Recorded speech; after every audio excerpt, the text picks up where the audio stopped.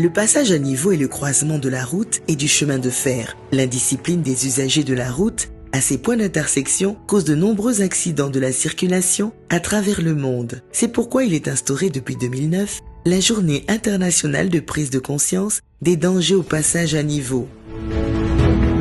Cette année marquait la 13e édition de la Journée internationale de prise de conscience des dangers au passage à niveau. À Abidjan, la cérémonie de lancement a eu lieu ce jeudi 24 juin 2021 au passage à niveau Garville du Plateau sous la présidence du directeur général de la SIPF, des représentants de la Citaraï, de Lozère et de tous les acteurs de la circulation routière.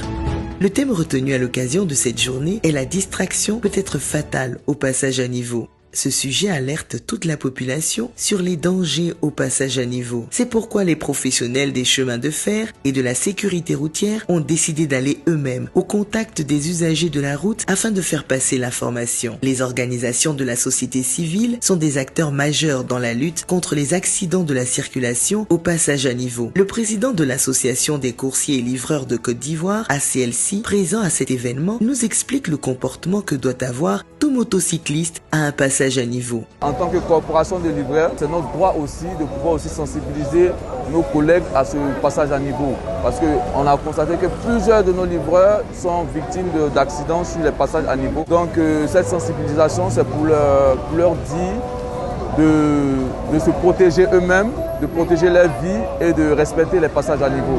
La problématique des dangers au passage à niveau est devenue globale du point de vue continental. Ce constat est partagé par M. Somé Maïré, directeur des études de développement à la Société de gestion du patrimoine ferroviaire du Burkina Faso, SOPAFERB.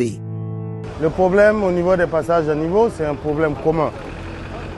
Un individu qui est sensibilisé au niveau d'un passage à niveau, il va le respecter, qu'il soit à Abidjan, qu'il soit à Bouaké, qu'il soit à Ouagadougou, qu'il soit à Bobo. Donc c'est une lutte commune pour sécuriser d'abord nos populations et sécuriser la circulation d'un train.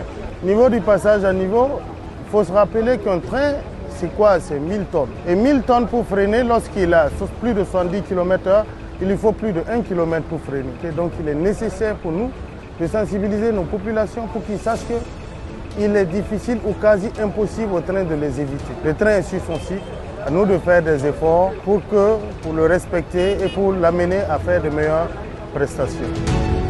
Monsieur Cissé Moustapha, directeur général de la Société ivoirienne de gestion du patrimoine ferroviaire de Côte d'Ivoire, SIPF, la structure organisatrice, se félicite de la réussite de la célébration de la 13e journée internationale de prise de conscience des dangers au passage à niveau. Le directeur général de la dite structure, en charge du patrimoine ferroviaire, sonne la mobilisation contre l'imprudence des usagers de la route en Côte d'Ivoire et lance un appel à toute la population, particulièrement aux piétons, automobilistes et motocyclistes, à plus de responsabilité et de prudence au passage à niveau. Quand la barrière s'abaisse au passage d'un train, il faut effectivement s'arrêter